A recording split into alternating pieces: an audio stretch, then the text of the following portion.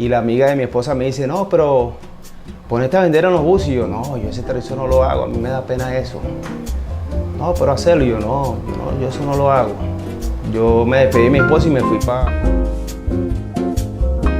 Un día un amigo me dice, un barbero, por cierto, él está ahorita, creo que está en Chile, se fue para Chile, y me dice, hey, vecino mío así del frente donde yo vivía, que me voy para Colombia, para Barranquilla. Y eso, vámonos, vámonos. Me lo dijo un día para otro. Yo ese día lo hablé con mi esposa y al otro día, Barranquilla.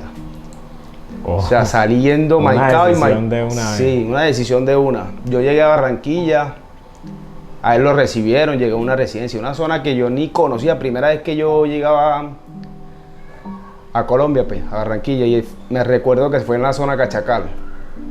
Le dicen ese barrio así, zona Cachacal, no sé. Al día siguiente, él me presentó un amigo venezolano y nos fuimos a buscar trabajo por ahí mismo. Recuerdo yo que fuimos a buscar trabajo en los lavaderos, detrás del cementerio Calancala, muy conocido allá en Barranquilla. Bueno, trabajamos en el lavadero, duré un rato trabajando ahí. Empezaron las lluvias en Barranquilla. Yo sabía que cuando empieza a llover, los lavaderos... les va suave. Sí, es malo cuando llueve para un lavadero. Yo me salí de ahí. Pero con anterioridad a eso ya yo me había traído a mi esposa. Ella se había venido. Ella empezó a trabajar en un restaurante, quedó sin trabajo, y yo tenía un grupo de amigos que eran del mismo barrio allá, que ya ellos se habían venido con mi esposa. Y ellos se ponían a trabajar, se pusieron a trabajar a vender como que dulces, caramelos en los buses. Y mi esposa se puso a trabajar con ellos y a mí me sorprendió eso porque en Venezuela yo nunca trabajé eso. O sea, yo más bien esos trabajos yo los criticaba. Yo me montaba en una buseta y a mí me ofrecía un vendedor una galleta y yo le decía, si tuviera plata no le compraba.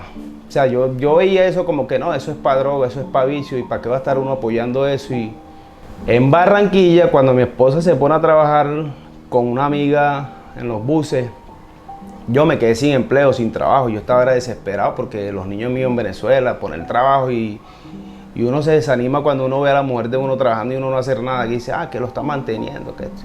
Yo me fui para el centro donde estaban ellas y la amiga de mi esposa me dice, no, pero ponete a vender en los buses. Y yo, no, yo ese servicio no lo hago, a mí me da pena eso. No, pero hacerlo. Y yo, yo eso no lo hago. Yo me despedí de mi esposa y me fui para la residencia donde estábamos nosotros. Pasó ese día y yo recuerdo que yo le pedía mucho a Dios. Yo le decía a Dios, Dios mío, dame fuerza y valentía, que si yo voy a hacer ese trabajo, vamos a hacerlo. Si a mí me toca montarme una buseta, yo me monto. Yo me fui al centro. Yo no tenía plata para invertir en lo que necesitaba, como 12,000 pesos. Para comprar como un paquete de algo. Para el plante, digamos así, el plante. Entonces ya yo iba como con toda la moral, ¿no? A trabajar. Voy a montarme en una buseta. Que sea lo que Dios quiera. Nunca lo había hecho, Duma, entonces para mí era como que algo, ¿cómo te explico? O sea, algo que tú no has hecho y de repente vayas a decir, no, a mí me da pena esto. Y eso que no me conocían en Barranquilla muy poco, van a decir, ¿qué dirán? ¿Qué esto? Bueno, ¿te montaste? Sí, me prestaron 12,000 pesos. Compré, recuerdo, como que 3 bolsas de caramelo. Estaban otros amigos colombianos ahí, venezolanos, y yo, no, es primera vez que yo voy a hacer esto, explíqueme qué es lo que yo voy a decir. Manito, usted se monte y hable y diga esto y esto y esto y esto. Yo todo nervioso me monto en la buseta y empiezo y buenos días, pero empecé como todo nervioso y pues buenos días, damas y caballeros, y empecé con mi respectiva charla o parla, como lo llaman aquí. Yo recuerdo que yo me bajé de esa buseta como con... creo que eran 400, 500 pesos, porque eran confites lo que yo estaba vendiendo. Yo me bajé de esa buseta y a mí se me salieron las lágrimas. Y yo agarré las monedas y las tiré. La bolsa de caramelo no la tiré, pero se la entregué a mi amiga, a la amiga de mi esposa, y le dije, no, yo no voy a trabajar esto no es lo mío. Entonces ella me insistía, no, pero Eduardo, vení, ¿qué tal? ¿Qué hacerlo? ¿Qué pensás en tu familia? Y yo, no. Entonces mi esposa le decía, no, déjalo, que a él no le gusta eso. Bueno, yo ese día me fui a la residencia otra vez y yo me fui y le pedí a Dios, Dios mío, ayúdame, ¿qué tal? Bueno, al día siguiente yo regreso otra vez al centro. Le pido disculpas a ella y le digo al que me prestó los 12, mira, hoy sí voy a trabajar con toda la moral del mundo, discúlpame. ¿Y te dio la oportunidad otra vez? Sí, pero las bolsas de caramelo ya habían quedado porque las tenían ellos, los Sí. confites. Entonces me los volvieron a dar y me empecé a montar en buseta. Yo decía, a mí se me tiene que quitar la pena, a mí se me tiene que quitar la pena.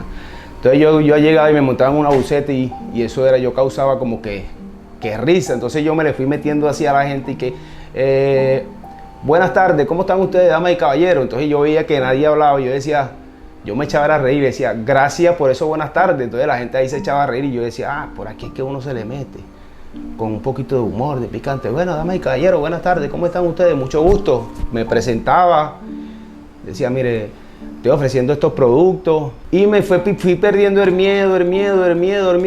¿Y lograste tus ventas? Sí, me montaba en la buseta y ya hasta me gustaba. Ya me levantaba más temprano para irme al centro y a trabajar. Bueno, llega un momento que yo estoy trabajando así con confite y yo dije, no, ya yo no quiero vender esto, voy a vender otras cosas.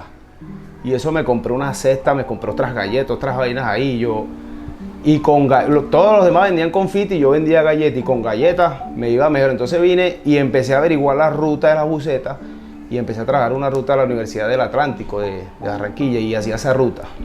Y me iba excelente. Sí, Barranquilla para ganarse uno la plata, mejor dicho. Es duro. Bueno, yo me devolví a Venezuela. Mi papá estaba presentando un cuadro muy grave. Él falleció el 17 de diciembre de ese año, 2016 creo. Sí. ¿Y tú estabas acá en Colombia cuando fallece tu padre o ya estabas en Venezuela otra vez? No, estaba en Barranquilla. Ya estaba ahorrando porque era la fecha de Navidad. Entonces yo tenía que ir a Venezuela a estar con mis hijos, mi esposa estaba conmigo. Entonces estábamos ahorrando ahí, digamos, con una alcancía y eso. Y a mí no me querían decir el estado de salud que estaba mi papá.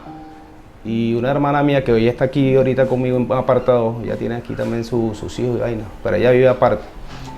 Ella me llama una noche y me dice llorando que nadie te ha querido decir la verdad, pero yo te la voy a decir la verdad. Papi se está muriendo. Para mí eso fue como, me pegó muy fuerte. Entonces yo me puse a llorar, fui a buscar a otra hermana mía que estaba en Barranquilla conmigo y le dijimos, vámonos a Venezuela, vámonos que se está muriendo papi. Ahí lloramos y yo destapé mi alcancía, reuní los poquitos que tenía, no recuerdo, eran como 300 y pico mil pesos. Con eso pude llegar porque de Barranquilla a donde yo soy no hay tantas horas tampoco, hay como 15 horas, digamos así. Y yo me fui a Venezuela. Yo me acuerdo que yo salí el 14 de diciembre de ese año, donde yo llegué como el 15, el 16, el 17 se murió mi papá, o sea, que llegué como que justo a la fecha, bueno, llegué. Enterramos a mi papá, pasó lo que pasó ya. Se muere mi papá y yo dije, no, más nunca voy a dejar a mi familia sola. O sea, hablaba de mi mamá, de mis hermanos. O sea, ya no querías regresar a Colombia. Sí, no quería porque era muy duro. Eso fue una experiencia para mí muy duro, que se me muriera. Yo nada más de imaginar que se me muriera mi mamá o mi papá estando fuera del país y uno no poder ir a verlo. Yo decía, más nunca vuelvo a Colombia, a ningún país. Yo me quedo en mi país.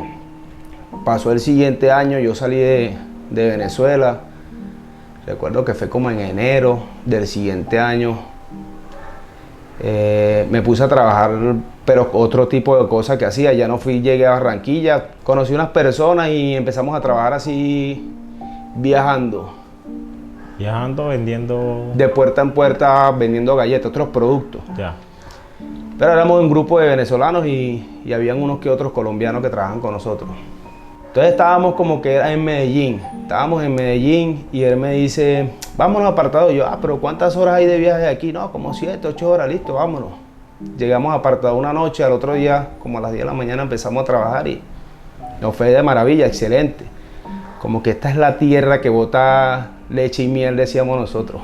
O sea, porque llegar a un lugar y que te vaya bien. Que te vaya bien en las ventas y sí. Eso. Entonces me gustó el pueblo y la gente de aquí muy amable. Uno llegaba a las casas, mi hijo ya comió, nos ofrecían comida, pero uno por pena, no madre, quédese tranquila, uno tenía plata ya para comprar.